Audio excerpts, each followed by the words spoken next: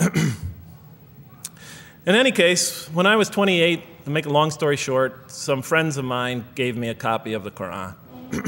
And one night I was sitting in Diamond Heights, my apartment in Diamond Heights in San Francisco. I was working that time at the University of San Francisco. I was 27, 28 at that time, I can't remember. And I ran out of stuff to read, and I took this gift that my friends gave me and I began to read it. And I came to the first verse.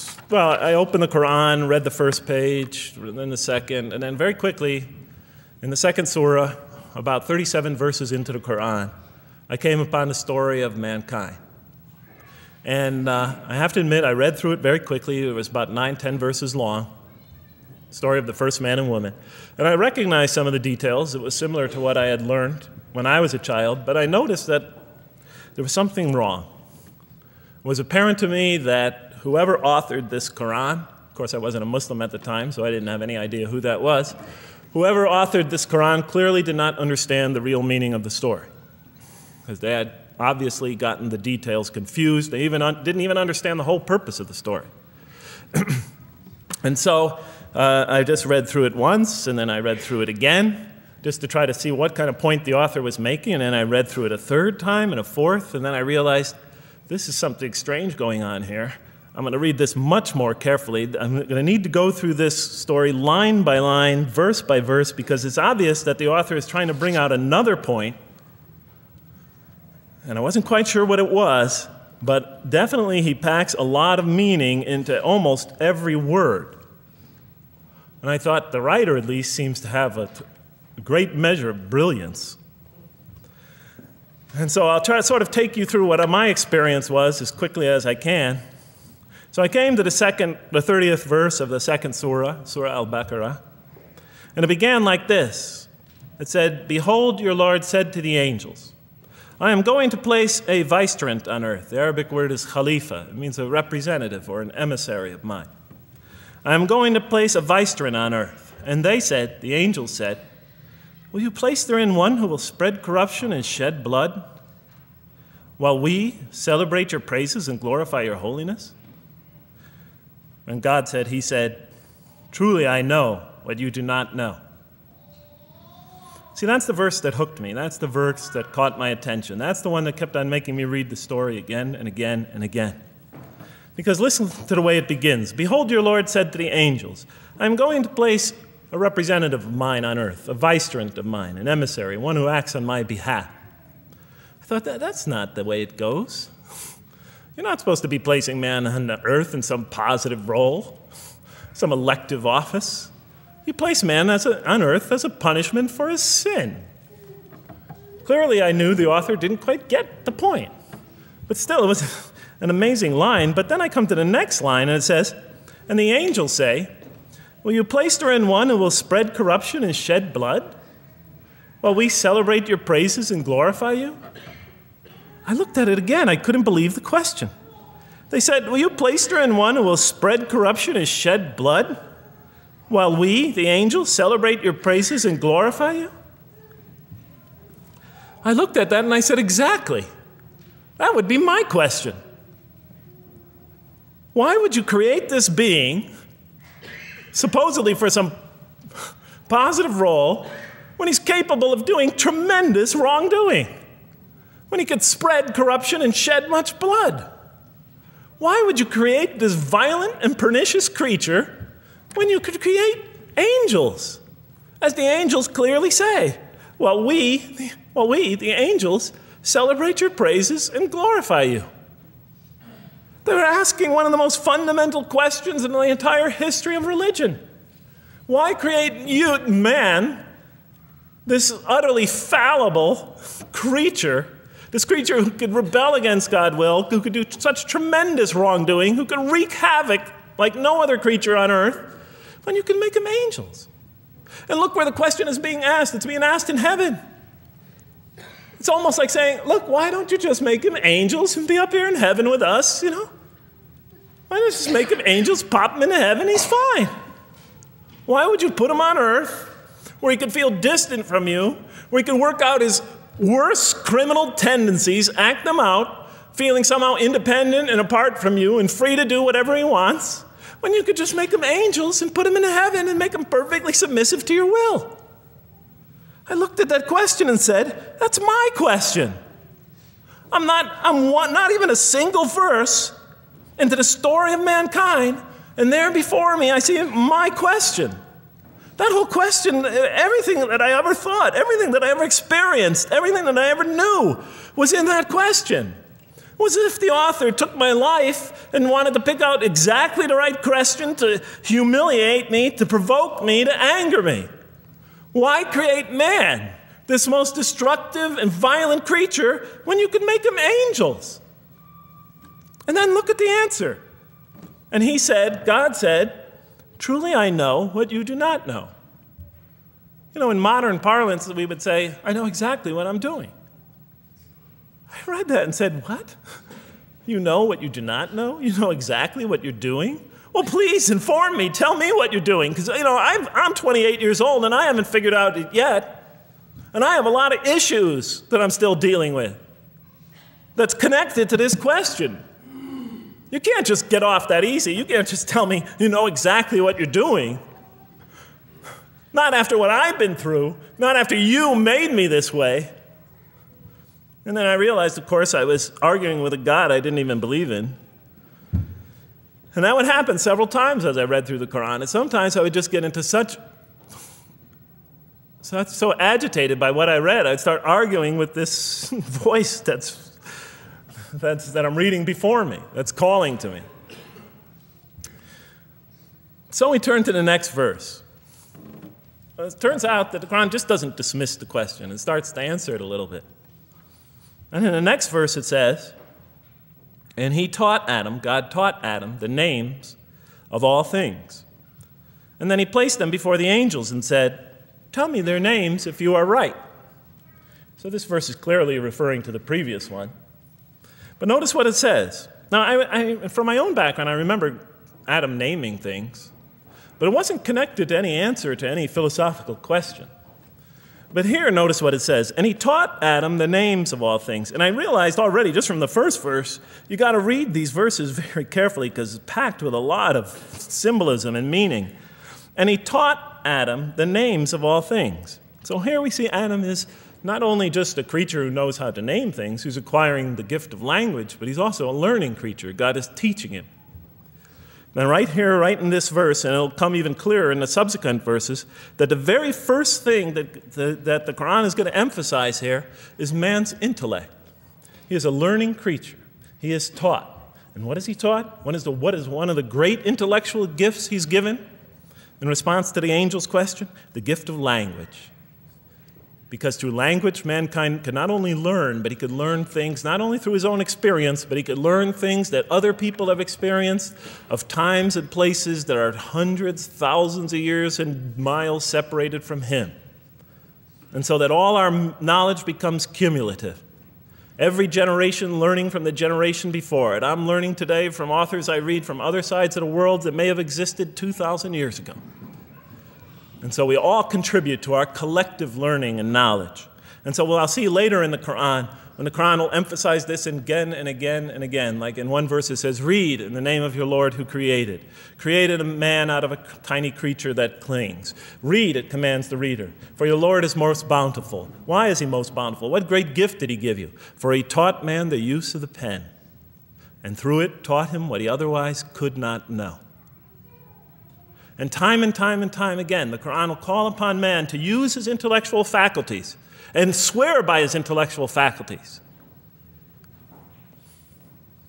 And to use them correctly because they play a fundamental role in guiding him to truth. I never came upon a scripture that puts so much emphasis on the correct use of our intellectual faculties, on the harnessing of reason, in helping us attain to faith. And he taught Adam the names of all things. And then he placed them before the angels and said, tell me their names if you are right. Okay, you have this objection, you have this natural question about this creation of mankind. Here, this mankind is this human being, this human creature is a learning creature. He has many intellectual gifts. Here, I'm going to place these things before you. Tell me their names if you are right about man. And what do the angels say? In the next verse they say, "Glory to you. We have no knowledge except what you have taught us. In truth, it is you who are knowing, the wise."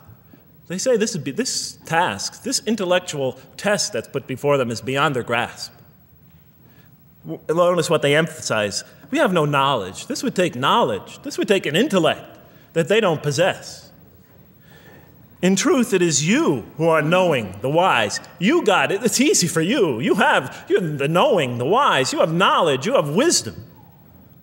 But this would take knowledge and wisdom that is beyond us.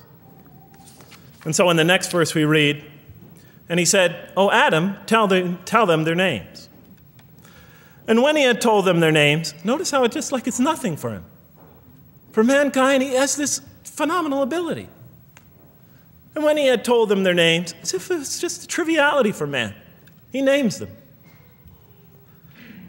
"O Adam, tell them their names." And when he had told them their names, God said, "Did I not tell you that I know what is unseen in the heavens and the earth? And I know what you reveal and conceal?" And he's clearly going back to the angel's question. Yes, you have these natural concerns about the creation of mankind. Yes, he could do these evil things. But look at this tremendous intellect he has. This is something you have overlooked that you haven't considered. And that's clearly the point of these verses. Even though I felt that the author didn't quite, it was as if I realized that he didn't misunderstand the story. He was taking one of the great stories in the history of humankind, one of the fundamental greatest stories in the history of mankind, and molding it and using it as a vehicle for an entirely original message. And God said, "Did I not tell you that I know what is unseen in the heavens and the earth? And I know what you reveal and what you conceal?" In other words, didn't I tell you I know exactly what I'm doing? And then in the next, and didn't I not tell you that I know what you reveal and conceal? I looked at that. What question what did they reveal and what did they conceal? What did their question reveal and conceal? I thought about it for a minute. Oh, it's obvious. What did their question reveal? You just go back and look at the question. It revealed the sinful and sinister propensities of man. I mean, it's obvious, right? Why are you all looking at me like that? You're starting to scare me. You're all looking very serious. Am I losing you? Wow. Okay. So, they revealed the sinister and evil propensities of man. But what did their question conceal? And all you have to do is think about it for a minute. Human beings, yes, they could do evil. Yes, they could do wrong. Yes, they could create misery. But they could also do exactly the opposite. They could choose to do evil. They could choose to do tremendous good. They could choose to do tremendous violence. They could choose to show tremendous compassion. They could choose to live by falsehood. They could choose to live by the greatest truths. They could be terribly ugly. They could be terribly beautiful. And up until that point in my life, I, like the angels, that only saw one side of the coin. For the first time when I read that verse, believe it or not, it was an eye-opener for me. I had always been obsessed with the evil potentials of human beings. When I read that verse, I realized that, and I had a great example right in front of me with my own mom, I realized that I had been blinded by only one side of human nature. So we go on to the next verse. "And behold, we said to the angels, bow down to Adam, and they bowed down. But not so Iblis." Iblis is like the father of Satan. Satans, satanic beings, forces, creatures, existences. "He refused and was arrogant. He was of those who reject faith." An interesting statement. "And behold, we said to the angels, bow down to Adam. And they bowed down." Bowing down could symbolize two things. Bowing down could symbolize the superiority or potential superiority of one being over another, and so they bowed down to them. Bowing down could also mean that they serve that creature in some respect. Of course, the Quran says that all beings serve God, all created beings serve God. But this verse seems to be indicating, and the rest of the Quran will make it clear, that these angelic beings, these angelic entities, will serve the development of mankind. We'll even see later that the satanic beings serve the development of mankind. Both forces, angelic and satanic, will serve the development of mankind. Because one will present man with a choice to do the most altruistic things. The other will simultaneously try to influence man in the opposite direction.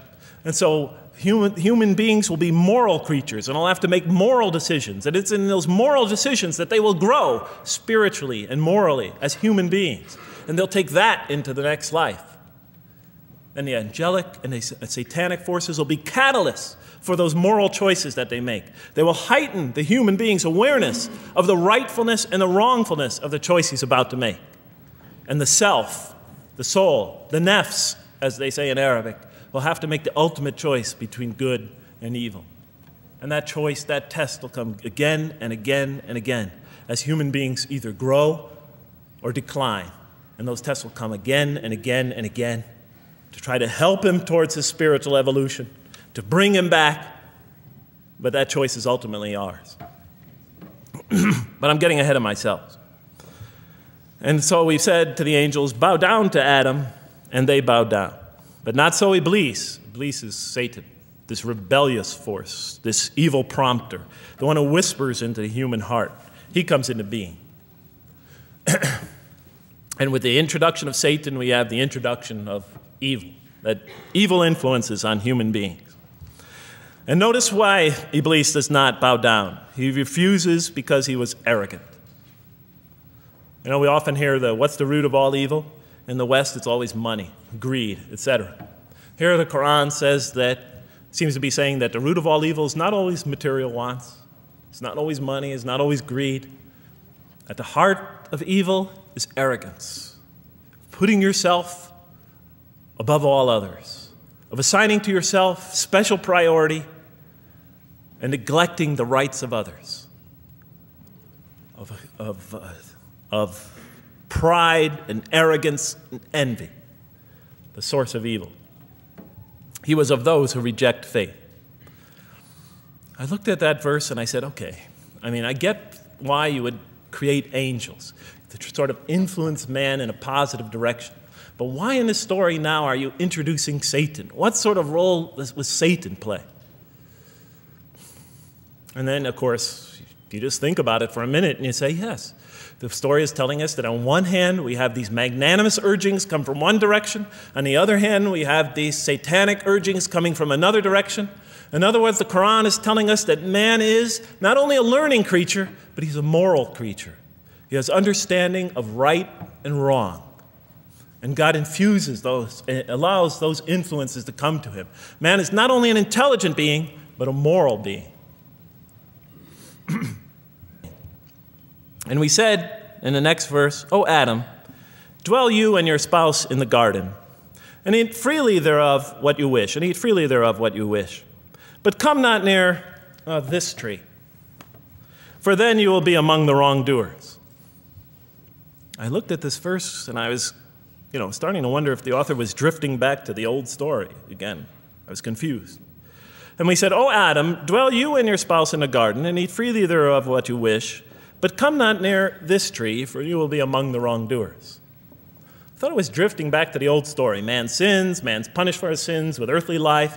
Maybe the author is drifting, he had a good idea, and now he's drifting back to the sort of traditional story. Maybe he couldn't make his mind up what story he wanted. Except for a couple things about this verse, and this happened with almost every verse as I read through it, is that the whole tenor of the passage is sort of not what you would expect. I noticed that the Quran in this story has a tremendous penchant for understating things. Because it says, and said to Adam, dwell you and your spouse in the garden, and eat freely thereof what you wish, to Adam and his spouse. But come not near this tree, for you will be among the wrongdoers. There's no sense of God being threatened by the possibility of man eating from the tree. In this story, we don't see in this verse, we don't see that God is nervous at the prospect, that he's threatened by the prospect, that he's anxious about it. The tree that he picks, it seems like he's just picking out any tree. Nothing special about the tree. go not near this tree, for you will be among the wrongdoers. Satan will later come to him and tell him it's the tree of eternal life, of a kingdom that never decays. Turns out to be a complete falsehood in his part. Nothing special about the tree. It's just a tree. God's not nervous at the prospect at all. You know, in the tradition that I came from, God is threatened by the prospect. He has to put an angel with a fiery sword by to protect the tree so that mankind never goes next to it again. I'm not putting it down. I'm just pointing out the difference of the story. They're both beautifully told. But he, you know, has to guard the tree. Why? Because if they eat from it, they'll become gods like us. So this man, he already has a rebellious nature. Can you imagine if he eats from this tree? No, can't let him get near that tree. But here, just, you know, calmly says, you know, but if you do, you will be among the wrongdoers. God is not worried about himself. It's just warning man, making it clear that if you do this, you've committed a wrongful deed. Again, the whole tenor of all these verses that you read through it is God knows exactly what he's doing. Okay, next verse. But Satan caused them to slip and expelled them from the state in which they were. And we said, go you all down, some of you being the enemies of others, and on earth will be your dwelling place and provision for a time. What? I said? I mean, you know, I was expecting now the rage, the anger, the violence, the jealousy. That's what I was expecting. Okay, they eat from the tree. Where's the rage, the violence? I'm going to punish you now. You're going to sweat on earth. And you're going to suffer, and you're going to stub your toe, and you're going to work, and you're going to labor. And you're going to die there for what you did. And where's the woman? All right? And the woman. All right? She's the one who's going to suffer the most. Right? She'll have to suffer labor pains and monthly cycles, right? And bleeding and crying out when her children come into the world. And she'll scream out. And worst of all, the greatest humiliation, the man will rule over her. When he's obviously her intellectual inferior because she and the angels she and Satan seduced him, and he just bumbled along and committed a real, wrong deed. Well, I don't mean to make light of it. But the story is obviously different, though. You know, no threat here.